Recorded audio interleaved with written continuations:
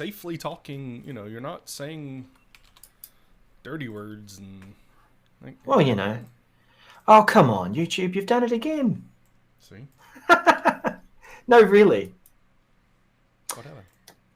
We're not going to give the same show with the same performance, people. We are early, but this is the pre-live show. This is where we banter and chat. We thought we had it figured out with YouTube. There is a button that says don't go live until we say so. Indeed. Kind of doesn't matter between the tools that we use, apparently. It's all right. It's all right. So, you want to know something else? What's that? For some reason, the preview thumbnail for this wasn't coming through on LinkedIn very well. For some reason, it just was not grabbing it. It's always interesting when platforms don't cooperate. I just don't appreciate it, LinkedIn. Who forgot in the room? Everyone? We definitely have concurrent viewers sitting there waiting for this lovely show to start. Feel free to drop your name in the chat and say hi and where you're from and all the other stuff. I really hope they say hi, where you're from. That would be amazing. Yeah. I would really appreciate that. But that's right in line with your kind of humor, right? See, and now I feel like you're making fun of me again. I just...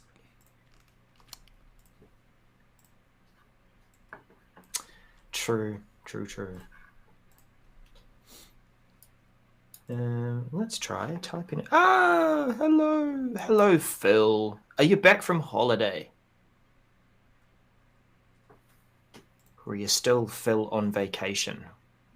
Ooh, Phil on vacation. That's he had that in his Twitter handle. And, you know, we might have to do like that thing when people come back from their summer holidays but forget to change their out of office.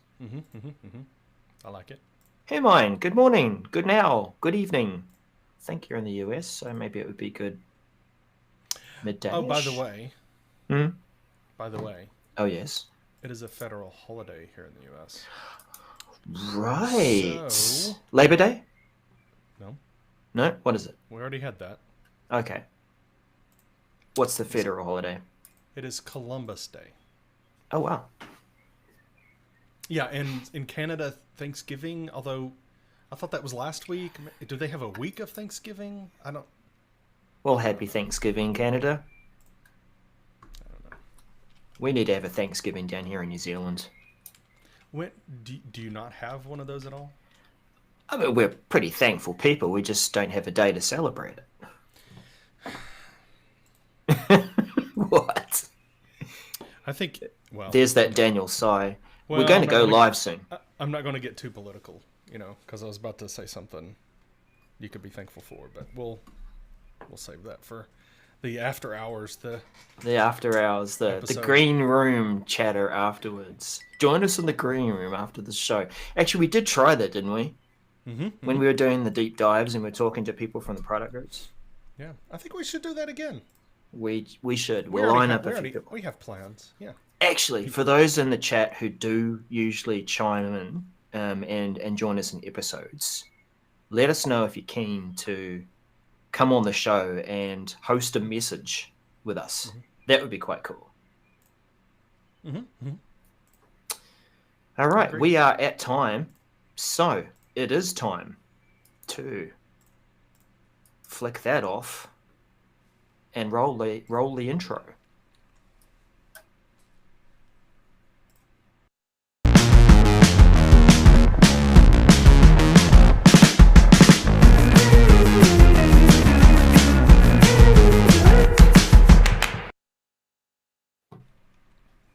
Welcome to the 365 Message Center show where we help you plan for change, prevent or fix, stay informed, and keep entertained before we start the show. Will that work? Sometimes. Well, were you entertained? Are you not entertained? I was waiting if you're going it had to come. There. It had to come. Yeah. Well, welcome to our friends in the chat and to those who are watching and listening afterwards. Today on the show, we're going to be covering some exciting... Where's my list? So professional. A new Teams search site, search results page, Yammer Official Communities, and we get into taken a closer look at Microsoft Feedback Portal, and what does that mean for giving your feedback on Microsoft 365 products. Daniel, yes. What do you think about today's lineup among the other things? I think there's some good things here. There's also some things that are, especially, I guess, the feedback portal is very announcement-y-ish. Right. E-ish. It is, it's got us to a point of, yay, but when? Oh. Those are my reactions. Yay, when? Oh. Isn't that usually the way, though, especially at the moment when it's when you've told us it's coming and then it's pushed out a bit? Well, it's not exactly the same reaction. I'll save that again for the after show of the reaction I have with some of those. You made a promise. So anyway. Fair enough. Now, what is our first message? It is in Teams search results. It definitely is. So let's jump right into this. This is Microsoft Teams. A new search results page is coming. MC 289446. And this is rolling out early November through. Ooh. Where did Daniel go? I'll fill the dead air, because I do see his levels are right down for some reason. He'll come back soon. It's coming out mid-November. So what is the search page? The search page is actually a new way of presenting Microsoft Teams search results. We have been used to for some time this thin sliver of search that you see the results, and I guess you click your way through and try and see on the right-hand side of the body of the page, is that what I was looking for? Indeed it is. So the thing about that is it doesn't really give you much room to go through and see what those search results are. Daniel may be coming back shortly. So if we go down and see what this new search page experience is like, new search in Teams is a full page. And I think that's the exciting part of it. We have more room to see what we've been searching for. A song comes to mind, U2, and so you still haven't found what you're looking for, well, maybe this may help. The thing about this, let's just full screen this, I guess. And I'll keep an eye out for Daniel when he does join us. Let's try this layout. There we go. The screenshot here shows that we still have the usual filters for finding content, but we start off in an all search rather than seeing just messages on their own. It usually leads with messages, and then if you're out looking for files or people, then you've got to click your way through those columns. But what we do have is messages, people, and files. If this does scroll down a bit, yeah, that's good.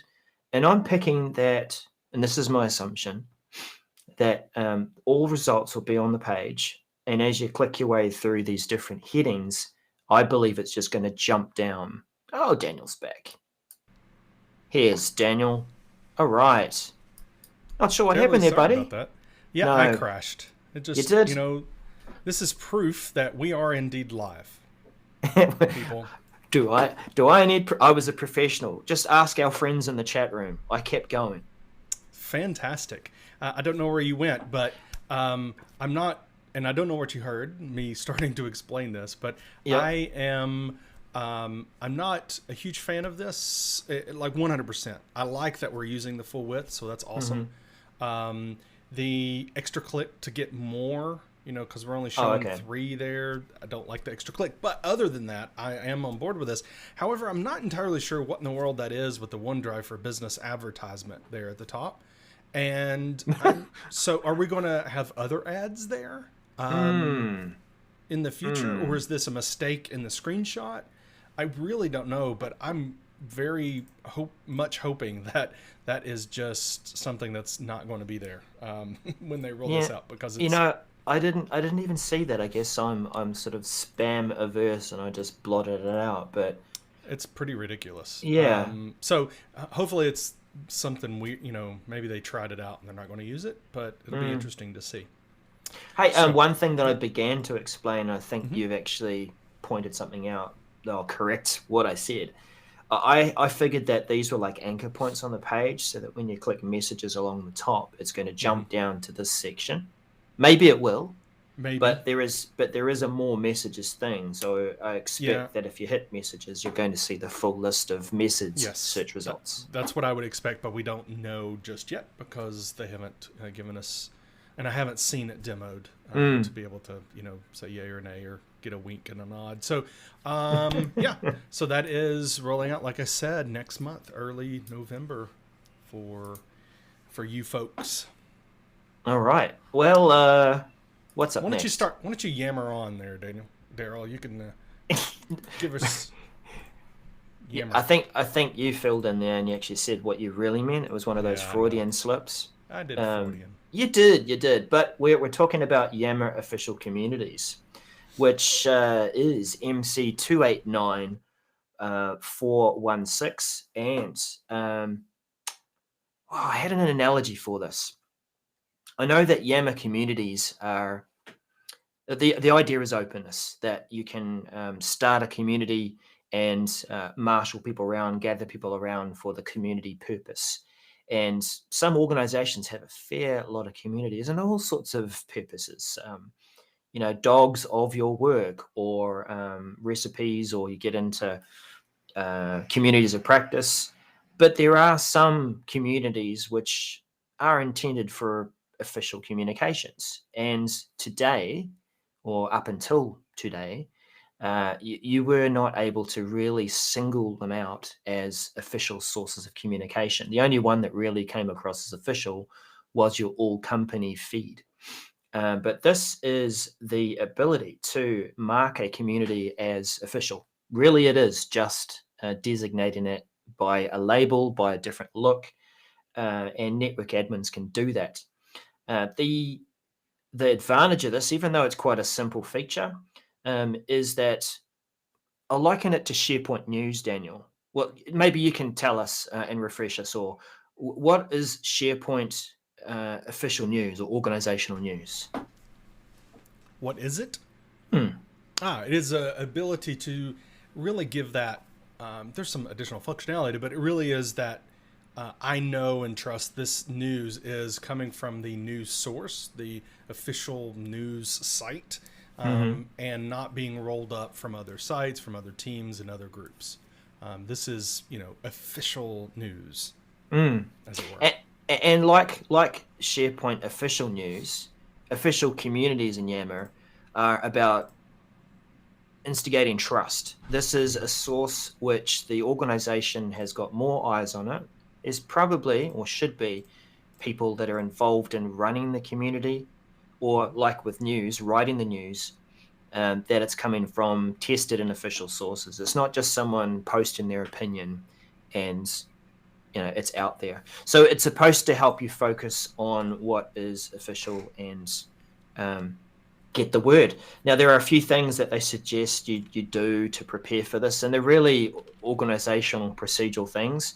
If network admins can mark a community as official, then maybe there's communities out there that people feel should be marked as official.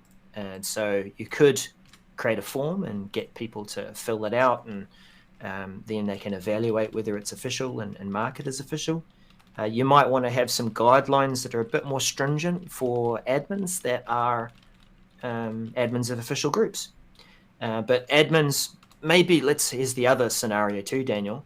The what do you call it? Moderation that you can have in teams on a channel. You can tick a box or flick a switch, and it means only owners can post in that channel.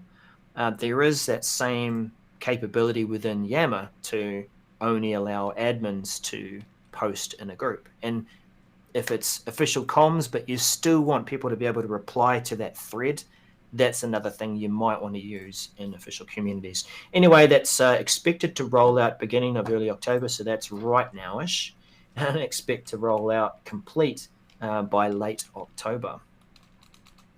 And Cool. Daniel, let's go to this other interesting update around giving feedback. Yes, and this is MC289676 announcing Microsoft Feedback Portal. And this is and what we've been terming this and what I've been telling people, this is our replacement for user voice for Microsoft products. This is that tool that Microsoft is providing for us to provide feedback and ideas on their products. So let's talk about when it's rolling out and everything. And this is the one where I was like, yay, when is it? Oh, so when is it? End of year for preview. So it's not something we can even preview right now. We don't know what it looks like. We don't know the functionality. End of year sometime. They haven't given us more exact than that, and they'll update this message when they need to, tell us more about a more exact time when it's coming. And it'll be for Microsoft 365 apps and services, including Teams, and for Edge, browser Edge. English only in all markets when it rolls out, and hopefully they're looking and targeting more languages as well as more services, Microsoft services, in the future as well. It is powered by a tool called Dynamics 365 Customer Service. So this is a Dynamics product. Users, you will be able to track the feedback that you've been given to Microsoft.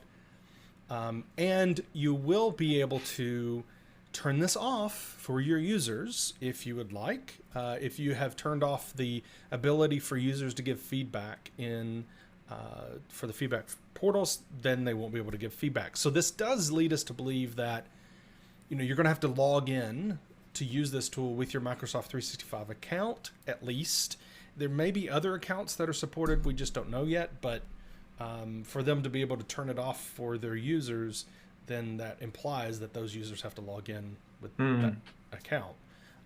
But maybe other types of Microsoft accounts or other accounts will be supported. We just don't know that just yet.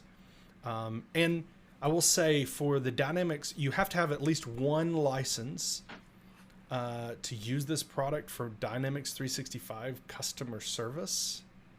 If you want to use this. So, and what I mean by that is this is a product that you can actually use for your own organization. So Microsoft's going to use it for this kind of replacement for user voice. Okay. But you can use it in your organization as a tool for internal feedback and getting ideas from your employees, as well as external, getting feedback and ideas from your customers. And to do that, you need a license, at least one license for the customer service, Dynamics 365 customer service, and off-the-shelf pricing, meaning if you just go in there and buy it, it's $95 a month per license. So just to give you an idea, but again, we don't know all the particulars because it's not even in preview yet. So we don't know exactly what you're going to need and how to best utilize it. There's an idea of this portal in Dynamics 365 Customer that you might want to use as well, but it brings in a lot of other stuff in it, but it requires 10 licenses. Anyway, so there's a lot of things we don't know. This is the point I'm trying to get across. But we are promised end of year preview. So Darrell, what do you think about this concept of switching from a user voice, which was a third-party product that Microsoft was utilizing, to bringing it kind of in-house using Microsoft technology to allow this feedback?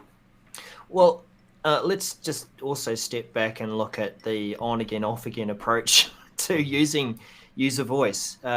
We did have it announced that Microsoft was moving away from user voice, and I think a lot of chatter on some of these frequently visited places like the Teams feedback forum was why aren't you responding to our ideas, our requests? Is there any updates? And so we can't comment in an official capacity, but we think that things were dying down a bit because there was this intention to definitely move off user voice. Mm-hmm. Now we can see why. And sure, it's good to see that Microsoft is dog fooding, using their own products to try and improve them, and to also use them for their own community running purposes. I'm interested to see how it lands, and even if perhaps they bring some of the initial suggestions that are in user voice today over into these communities, so that they can continue the conversation and get people to chatter about certain ideas. Yeah, and I think it's going to be interesting to see how this all works in using the product for internal as well. To see how organizations, if they'll adopt that, if they'll see a need for that. I think it is an interesting proposition to allow your customers to give you feedback and ideas directly, with all the moderation and all that's built in, of course. But anyway, so that is coming at some point in the future, because it's not already in here. So I can say future versus past. I don't know. That's the only timing I got for you people. Yep. Very cool. So, yes. So Viva, let's praise it. Let's praise it. Let's talk about praise to begin with. So Viva praise history in Microsoft Viva Insights. This is MC289968. First of all, the praise app within Microsoft Teams. It's a messaging extension. You can add it and you can give your teammates praise, and it creates a nice little formatted post there to say, well done, good job on that project, that proposal, that sale that you won, or just for being an awesome human. But today, it's sort of, it disappears. It's in this conversation thread, and I guess the only thing that makes it bubble up is if someone replies to it. But the purpose of this feature is that you can go back and see in one place in Microsoft Viva Insights the praise that's been given to you, or the praise that you have given. Kind of nice. Daniel, have you used the praise messaging extension? I have indeed used it. I don't use it as often as I think I should. No, maybe you give people praise in different ways. Yes, most certainly do that. It's just, I think I need to use it more, and because a lot of people say the thing about you don't know what you have until you've lost it. I'm not talking about losing people, but pick up the phone and call people right now that you're thinking about, or if you're thinking about them, hey, they did a great job on this task or on this project or on a phone call that we just had with a customer, whatever. Just give them some praise. It goes such a long way to giving support to people, helping them know that they are part of a bigger picture and that they're making an impact. So probably should use it more. Yeah. I think even more so now, like as we're working in hybrid situations, or some of us are going in and out of lockdown situations. It's praise that actually helps us to find something positive in our day, and feel like we have some recognition as well. This you'll be seeing this surface in Viva Insights, the Viva Insights app, rolling out mid-November, complete end of November, and get praising so that you can go back and also see who you gave praise to as well. Yeah. Think of it almost like wouldn't it be cool if it was like the Xbox or PlayStation trophy cabinet, where you could go back in and see what kind of praise and... Yes, it would. That would be kind of cool. Achievement unlocked. Yes. Moving on to, what have we got? Oh, something about term stores. Yes, this is Modern Site Level Term Store, MC289683. This is rolling out early October, so nowish through early November. The site level, this is all site level term store in SharePoint Online, is getting that same modern uplift that the SharePoint tenant-wide term store has received. We'll have the same easy user interface, management, performance. Those that have used the term store in the past know there's been a major performance problem with the term store, and that for the tenant-wide got fixed, and now we're fixing that for the site collection level. And for some of you, you may not even know there is a site collection level term store. And so it's scoped just for that site collection, and you can go to the site settings to access the term store for your site. And Darrell's showing that right there. I mean, it's pretty straightforward. It looks almost exact. Of course, there's some differences between the tenant level and the site level, but acts and performs basically the same way. Something about the message calling out that it's trying to make it more manageable for syntax, managing those terms for syntax. Yeah, it's really just bringing that together, because once you get start using syntax, you're going to be in the term store more. I mean, I think it's that product, and it's been that way before, but with so much more emphasis on Viva, and then on syntax, like just all of these tools that are going to make our life better. Hopefully, that's the promise. We're going to be accessing the term store even more to clean up things, pre-populate things. So that's going to be awesome. All right. Okay. Quick mentions, Daniel? Yes, let's do it. And I have the first one. Okay. This one is passwordless phone sign-in with Microsoft Authenticator. Okay, that's a thing already, but the experience is changing. MC289241. This it's a simple message here, quick. They're changing it right now. When you get that prompt, it prompts you in the app for a number. And that number is what's being displayed in where you're trying to sign in. And so it gives you 3 options, and you select one and it goes. It just logs you in. Well, the explanation they're giving of why they're changing this is that it's too easy to click the wrong one. And I agree with that. However, I think a different change would have been better. And I'll tell you about that in a second. So this is rolling out. They're going to send this to the app stores and to the Google Play Store early October, so nowish to mid-October, so it could already be on your device. And so, you got and Darrell's showing the screenshot there for those on the video. For those on the audio, I'll just describe.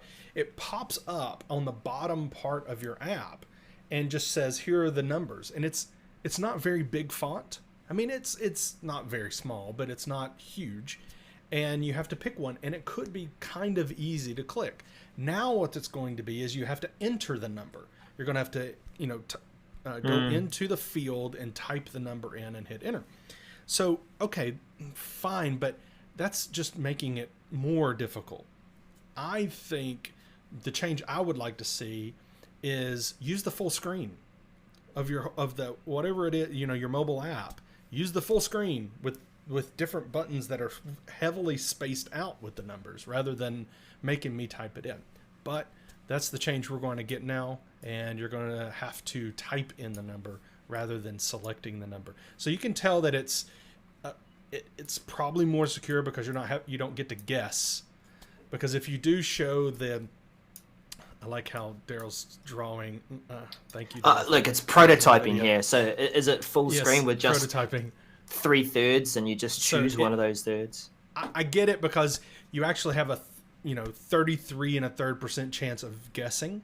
Yeah. If you actually had this app, and but the whole point is someone is logging into your account. You get this prompt on your phone. You shouldn't be guessing that number anyway. You should be saying, no, this is not me. So I just feel like it could have been changed to where they're just using the full screen. All right. Next quick mention. Yep. LinkedIn. Yep. LinkedIn. And very quick, but I think a simple change too. A good change. We're making changes to LinkedIn integration with Microsoft 365 People Card. That's the title. MC289687. to date, if you want to have LinkedIn integration, this is when you open up a people card within your organization, or maybe you've received an email from an external contact, and you want to go into their people card, and you want to see maybe LinkedIn information without actually visiting LinkedIn. And so that required you to bind your LinkedIn account to your Microsoft 365 account. Or let's say you're at work, your LinkedIn, you're giving permission for M365 to use your LinkedIn account just to get publicly accessible information.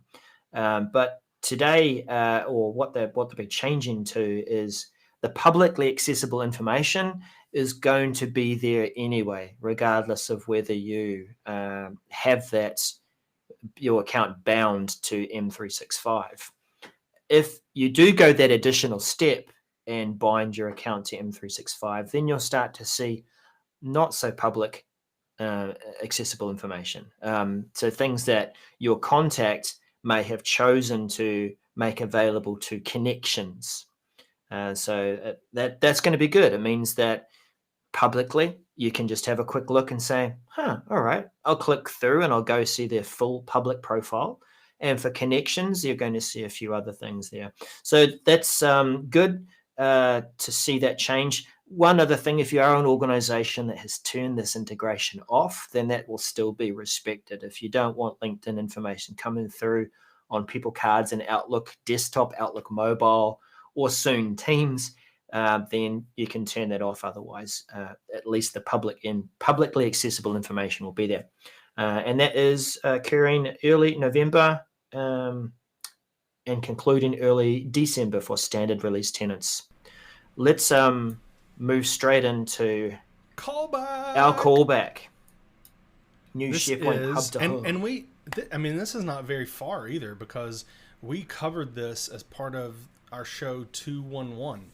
So just 3 weeks ago, we covered this new SharePoint Hub to Hub associations, MC 285601. This is where we can take a hub and join another hub. Okay, we haven't been able to do that before. It always was a site to a hub, and that was it.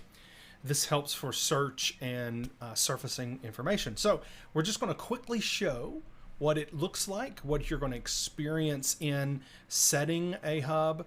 So right now we're showing on the screen, it is a hub site. And if I go to the settings gear and go to hub site settings, then of course it's the normal hub site settings, but you'll also notice there is a parent hub association there showing on the screen. Okay. And it is grayed out. I can't make this change at all. I can't select it. And that's because, as we talked about this in the previous show, you have to make this change in the SharePoint admin. So I'm going to go over to SharePoint admin. And this same site is this global, I think it was global sales, actually. Global sales. You go to hub and change hub association. And then when you go to that, oh my goodness, it has reverted. That's amazing. I love this. So it was different when we rehearsed here we go. Yesterday, no, right? Here it is. No, because that's not a hub. Oh, okay. So let me go to this hub site. It's Contoso HR. Sorry, I had selected. See, I need to pay attention. That was not the global sales hub. There it is right there. So if I go to this and let me zoom here. If I go and I select the actual hub, not just a regular site, a hub, and I go to hub and say edit hub site settings, that brings up the settings, what are you going to name it, who can associate, but then it has parent hub association. Okay, and this is where you can select the parent hub you want to associate it with and create that hub to hub. Now it is saying, just like we talked about in the show, it is saying that you shouldn't do this for more than 3 levels, so that it search for content will work well. Also, if you click on Learn More, you get a wonderful error page. So if you want a nice robot error 404 page, then make sure you go there and click that link.